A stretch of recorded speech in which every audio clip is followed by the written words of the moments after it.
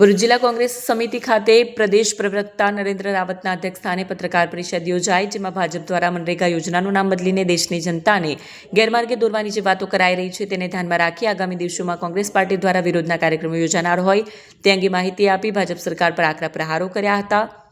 રાજ્યભરમાં મનરેગા બચાવો આંદોલન શરૂ કરવાની જાહેરાત કરવામાં આવી છે. ભરૂચ ખાતે યોજાયેલી બેઠકમાં ગુજરાત પ્રદેશ કોંગ્રેસના પ્રવક્તા નરેન્દ્ર રાવત, ભરૂચ જિલ્લા કોંગ્રેસ સમિતિના પ્રમુખ રાજેન્દ્રસિંહ રણા, ભરૂચ શહેર કોંગ્રેસ સમિતિના પ્રમુખ સલીમ અમદાવાદી અને જિલ્લા કોંગ્રેસના પ્રવક્તા નાવઝુ ફડવાલા ઉપસ્થિત રહ્યા હતા. મનરેગા બચાવો આંદોલન માત્ર દિલ્હીમાં નહીં પરંતુ ગુજરાત સહિત સમગ્ર દેશમાં જમીન સ્તર પર ચલાવવાની જાહેરાત કરાઈ હતી. વિડીયો જર્નાલિસ્ટ વિરેન્દ્ર પાટીલ સાથે સત્યા ટીવી ન્યૂઝ ભરૂચ. વિશ્વની સૌથી મોટી રોજગાર આપતી યોજના એટલે કે મનરેગા યોજના છેલ્લા 20 વર્ષથી ભારતમાં છે.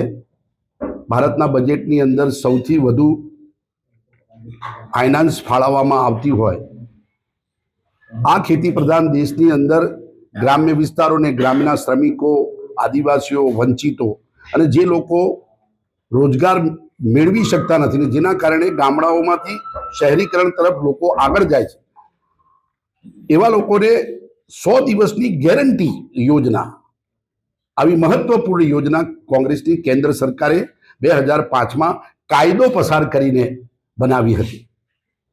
એ યોજના 2014માં નરેન્દ્ર મોદી જ્યારે વડાપ્રધાન બન્યા એને ચાલુ રાખી.